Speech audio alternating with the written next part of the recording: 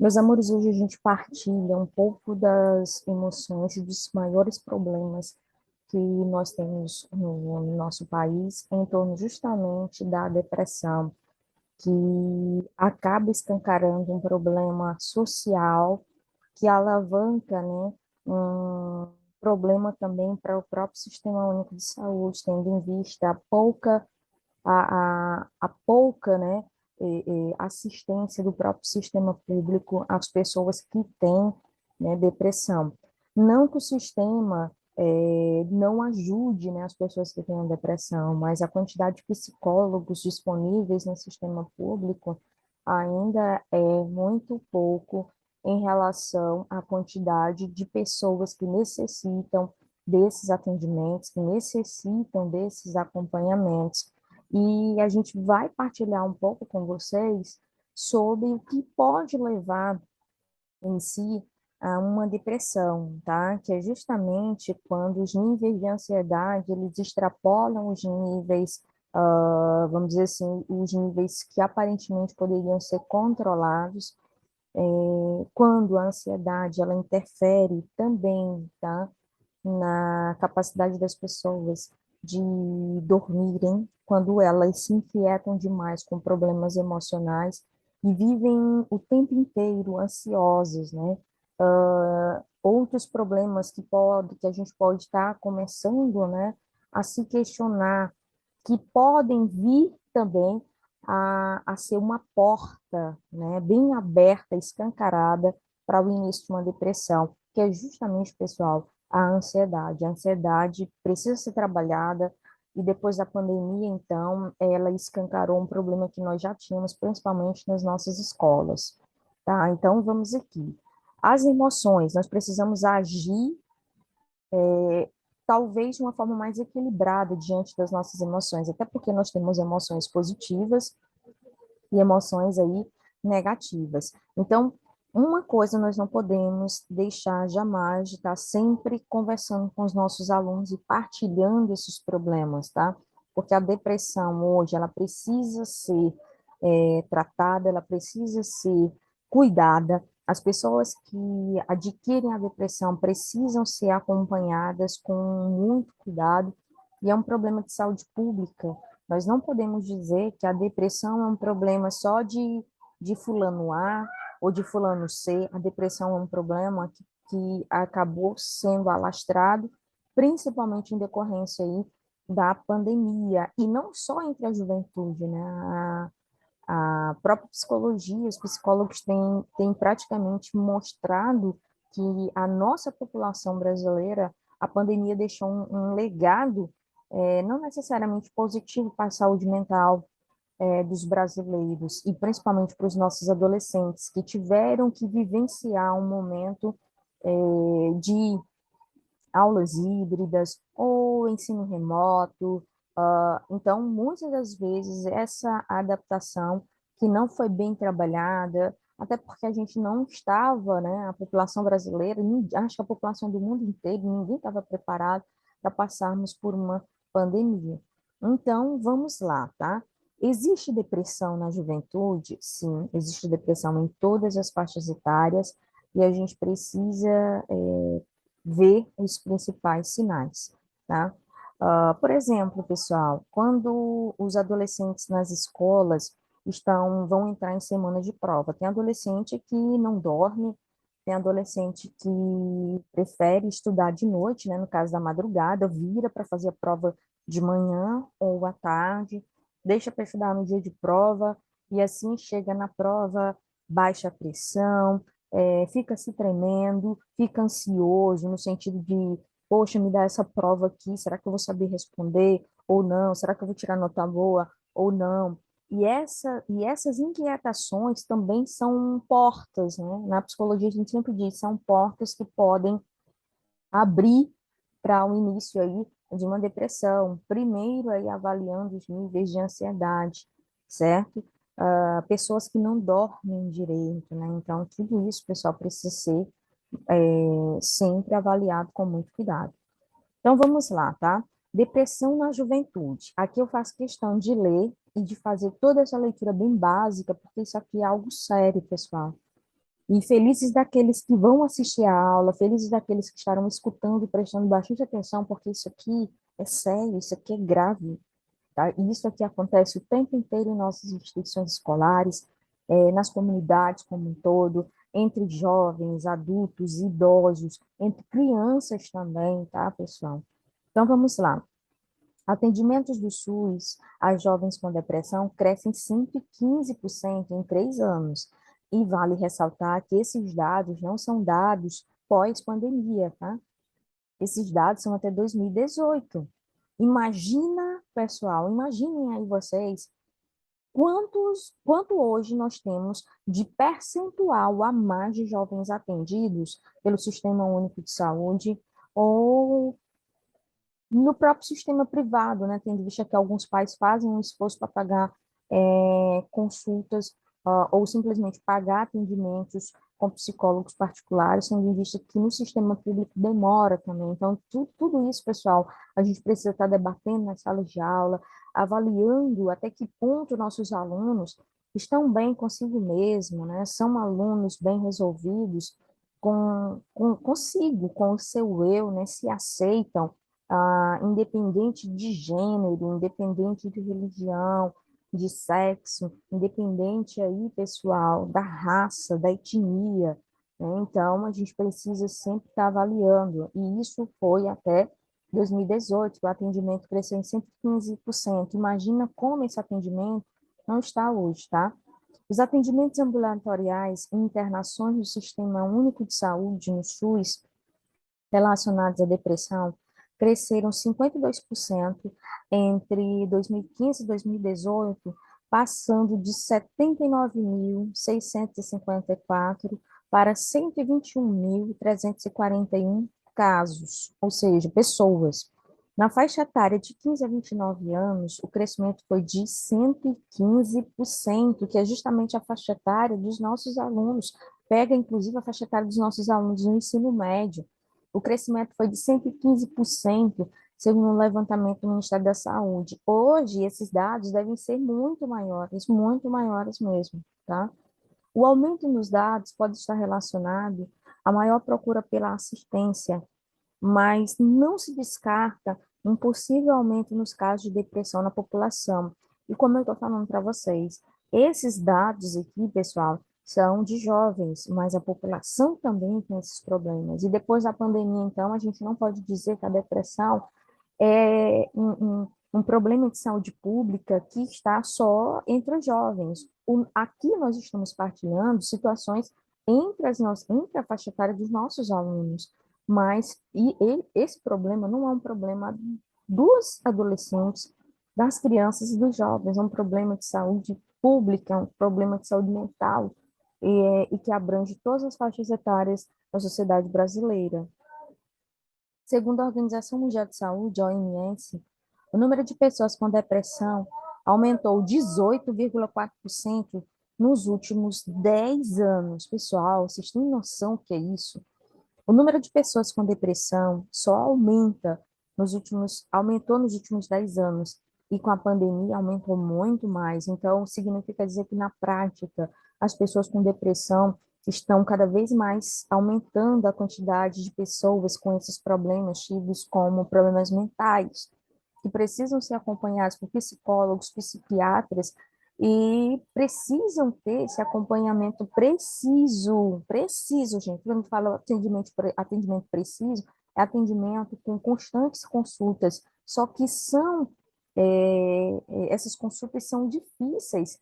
Então, por isso a gente precisa sempre estar fazendo esse trabalho para avaliar, né, e perceber até quais são, né, como a gente pode estar ajudando os nossos alunos e quais são esses alunos que necessitam dessas ajudas mais precisas, tá?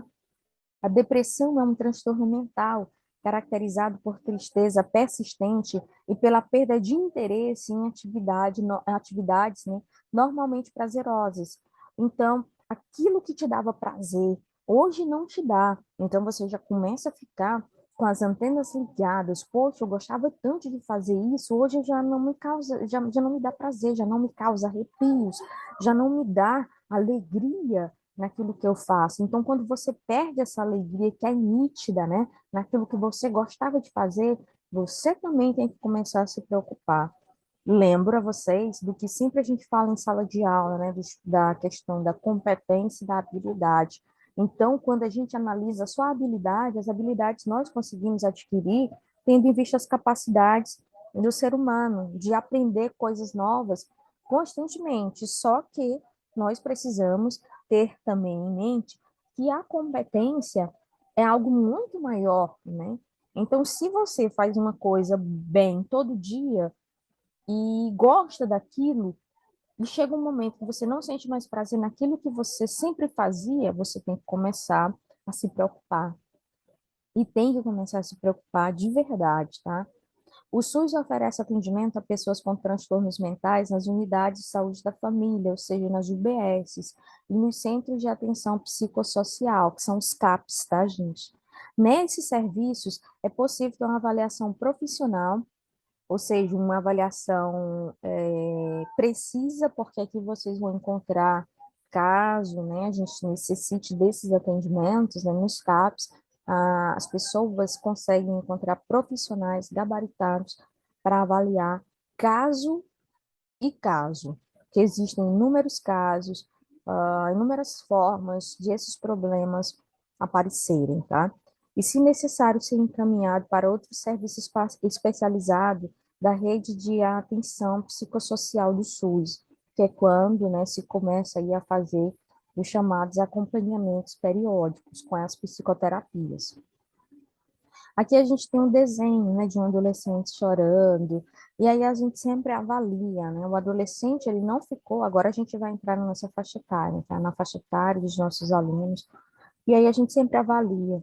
Nossos adolescentes, quando tem esses picos de tristeza constante, vivem chorando, vivem encontrando só pontos negativos na sua vida, isso também já é algo que a gente precisa se preocupar. Aqui nós temos o desenho, né? O desenho ao lado foi feito por Clara Giovanella, né? Quando tinha 14 anos. Ele evidencia a importância de expressar as emoções, o que pode ser feito de diversas maneiras, como por meio da arte. Então, no geral, o adolescente ele precisa entender que ele não pode sofrer sozinho, né? Ele precisa socializar os problemas dele. Até porque quando ele aguenta muitas coisas calada ou calado, né?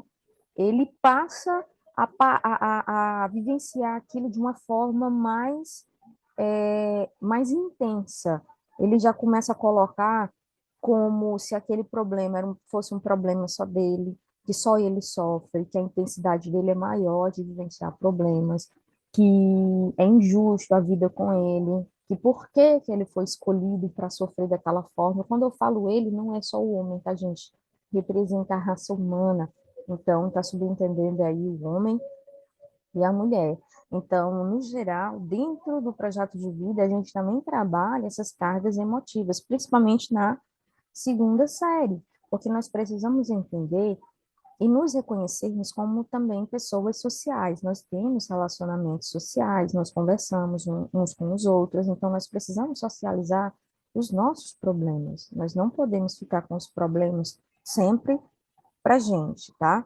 Ou ficando ali com aquilo só para gente. E aquilo ali, pessoal, acaba virando uma bomba dentro da gente. Então, se você puder estar sempre externando os seus sentimentos, né, colocando para fora aquilo que te angustia, é muito melhor. De preferência, sempre socializar com pessoas adultas, né, que sabem o que podem estar falando com você, de preferência com coordenadores das instituições, psicólogos quando as escolas têm, socializando com a direção da escola, com o corpo mesmo ali da escola, com os professores, né? E aí tem muitos alunos que têm afinidade com o professor A, professor B, professor C, mas o adolescente precisa estar socializando. Vocês vão fazer essas atividades, tá bom, pessoal, no caderno. Aí, vocês vão fazer a questão 1. Como vocês acham que o tema do capítulo se relaciona ao trecho da reportagem reproduzida acima? E a reportagem, pessoal, que o texto que está se referindo, o texto aqui, ele representa.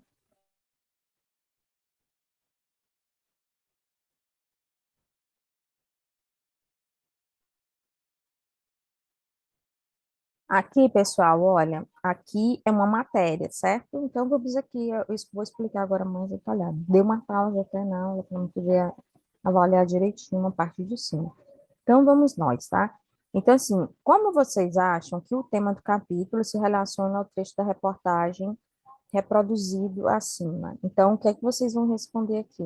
Como vocês avaliam a aula passada, né? A aula passada, inclusive, o capítulo tratava da seguinte temática: como me relaciono com o outro, né? Então, aqui, como vocês acham que o tema do capítulo, como eu me relaciono com o outro, se relaciona ao trecho da reportagem reproduzido acima, a questão da depressão? Eu estou me relacionando com o outro bem? Eu consigo contar os meus problemas para o outro? Quem é esse outro? É um professor? É um adulto? É meu pai? É minha mãe? É meu tio? É minha tia? É minha avó? Você consegue externar os seus problemas, né? Então, nós não podemos deixar esses problemas, né, corroendo internamente o nosso psicológico, porque isso também ajuda e potencializa o início de uma depressão. Então, como você se relaciona com o outro? Você se abre com os outros, os seus problemas vivenciados? Segunda, vocês consideram importante que o jovem, de maneira geral, busque desenvolver a maneira como se relaciona com as próprias emoções? Aí você vai analisar. Vocês acham que vocês precisam desenvolver a maneira como vocês se relacionam com o seu próprio eu? Vocês acham que precisam desenvolver uma técnica para vocês lidarem com as próprias emoções? E emoções aqui, pessoal, não são emoções somente positivas, né? Aquelas emoções que te alegram, mas emoções também negativas, aquelas que te deixam para baixo. Você precisa desenvolver essa prática, uma maneira de aceitar os teus problemas. Você tem se trabalhado nesse sentido, tá?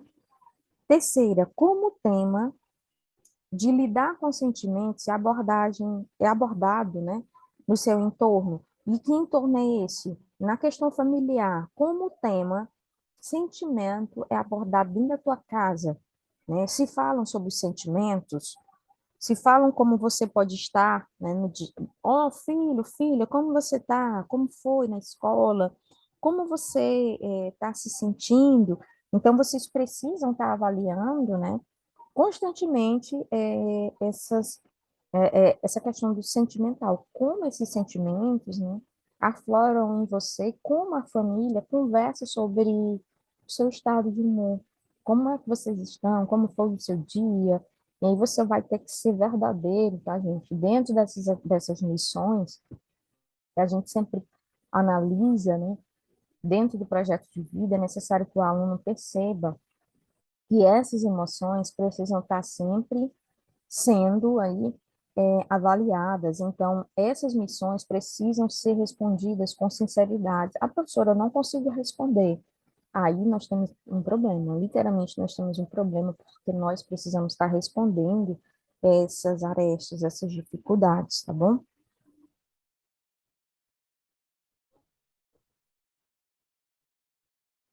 Então, vamos lá. Vou ver aqui se esse compartilhamento vai dar certo. Acho que tá dando certo. Aí, pessoal, nós entramos na dinâmica do afeto. Essa dinâmica do afeto também a gente vai ter que deixar ela para tentar fazer aqui em sala de aula. Mas, no geral, eu vou até ler, vocês acompanhem na tela, né? Todos nós temos histórias de vida e experiências que fazem com que vejamos o mundo ao nosso redor de modo único. Então, cada um enxerga o mundo do seu jeito. Mesmo que um outro enxergue o mundo parecido com você, mas ele nunca vai enxergar e ter o mesmo olhar que você. Você olha uma imagem, a interpretação que cada aluno pode dar daquela imagem, de repente na sala de aula eu mostro uma imagem, a forma como cada um olha é diferente. E como cada um interpreta também é diferente, tá? Essa diversidade de vivências e saberes é o que torna nossas relações interpessoais tão complexas e interessantes, que idealmente devem ser acolhidas com respeito e empatia. Então, isso é que mostra a grande diversidade que nós temos nas nossas instituições. Nós temos pessoas com diversos gêneros, sexualidades também diversas, religiões diversas, pensamentos diversos, famílias diversas. Então, há uma heterogeneidade dentro das nossas instituições. Então, no geral, essa atividade, ela tentaria promover um espaço de descobertas e diálogos, fortalecendo o laço que cada um tem com a turma. E aí a gente aprende a avaliar até que ponto determinadas turmas são integradas uns com os outros, né? Mas na sala de aula a gente vai tentar aí fazer essas atividades quando a gente retornar, tá? Mas vamos aqui, tá? As perguntinhas que deveriam ser respondidas, né? E no caso aqui seriam em trios, né? A quem você se sente mais agradecido nesse momento da sua vida? Aí uns vão dizer, sou agradecido ao meu pai, outros vão dizer, eu sou agradecido à minha avó, à minha tia que me cria, os meus pais adotivos que me criam, e assim vai, porque as estruturas também familiares mudaram, então as conjunturas familiares, por terem ficado mais amplas, né? Então, sempre você é mais agradecido a alguém. Às vezes tem alguém que agradece até um professor, que abriu horizontes para ele pensar de uma forma diferente, né? Imagine que você possa ver a si mesmo no futuro. Com quantos anos você está? E você pode se imaginar no futuro. Cara, eu me imagino no futuro com tantos anos, trabalhando com isso, porque, inclusive, o fechamento dela é, e o que você está fazendo? Ah, vou estar jogando futebol, vou ser um jogador profissional, não, vou estar trabalhando com estética, porque é isso que eu gosto, não, eu vou estar trabalhando aí com cabelo, que eu gosto, e assim você vai estar projetando um futuro. O que é liberdade para você? Aí vocês vão avaliar até que ponto vocês entendem o que é liberdade. Liberdade não é libertinagem. E aqui a gente também vai avaliar isso em sala de aula. Onde ou em que você a encontra? Onde é que vocês encontram liberdade? Onde é que vocês acham que encontram essa liberdade? O que vocês gostariam de fazer nas próximas férias, né? Viajar, passear, assistir filme A, B. A gente tem que encontrar um ponto de equilíbrio, né? Quando foi a última vez em que você fez algo pela primeira vez? Aprovou uma comida pela primeira vez? Ou foi em algum passeio, algum lugar pela primeira vez? Defina o seu dia de hoje em uma palavra. E aí, isso aqui, pessoal, a gente vai fazer em sala de aula. O que você quer aprender que ainda não aprendeu? O que você faz no seu tempo livre? Quem você gostaria muito de conhecer e por quê? De que você tem medo? Para você é mais difícil receber elogios ou críticas, por quê? O que você faz muito bem? O que você gostaria de melhorar? O que é felicidade para você? O que o torna único? Se você tivesse esse poder, escolheria acabar com a fome ou com o ódio no mundo? Por quê? Qual o melhor livro que já leu? Então, pessoal, essas são perguntas que avaliam, né, até que ponto você se conhece, porque antes da gente tentar trabalhar para evitarmos ansiedades extremas, é necessário que a gente se conheça e conheça os nossos alunos, né? Qual o melhor livro que já leu? Conte uma história da sua infância. Fale algo que mudou a sua vida. Se pudesse ter um superpoder, qual seria? E assim vai. Essa ideia dos superpoderes a gente vem até trabalhando, né, em sala de aula. Aqui, para os alunos que já têm esse diário, ou seja, um caderninho que todo dia pode estar fazendo essas anotações para se autoconhecer, tá? Você vai registrar os seus sentimentos ao longo da dinâmica. O que você achou da dinâmica em sala de aula, que a gente vai fazer na próxima semana, tá, gente? Ou no retorno em sala de aula. E aí vocês vão anotar as perguntas que, no caso, quem já tem o diário, né? Que no caso, o diário aqui seria um caderninho extra, onde você vai anotar toda coisa que a gente fizer de importante em sala de aula, vocês anotem. tá? Anotem as perguntas que o têm incomodado ou provocado reflexões e as respostas que mais o surpreenderam. A dica aqui que a gente dá no projeto de vida é: você pode retornar ao diário e relembrar que superpoderes se atribuiu ao trabalhar com cartaz de filme na unidade 2 da dimensão 1. Será que de lá para cá algo mudou em você? E a gente tem sempre aquela questão, tá, gente? Das análises que nós fazemos em torno dos filmes, né? Tem as sessões filmes que sempre a gente pode estar passando para vocês como sugestões. E do mais, esse aqui a gente faz na sala de aula. A gente fica por aqui. E essa dinâmica, pessoal, quando a gente fizer em sala de aula, ela vai ser valendo ponto, porque a gente vai iniciar uma onda de debates nas turmas de segunda série sobre essa dinâmica, entendeu? De acordo com as respostas que nós vamos ter dos nossos alunos, aí isso aqui vai valer uma nota, não é um ponto nem dois, porque isso aqui é uma dinâmica de autorreflexo, de autoconhecimento, para a gente trabalhar e evitar que os nossos alunos tenham, sejam no futuro também pessoas depressivas, tá? A gente tem que trabalhar agora para projetar o nosso futuro. Então, no geral, pessoal, nós ficamos por aqui na nossa aula e um grande abraço, tá? Tchau.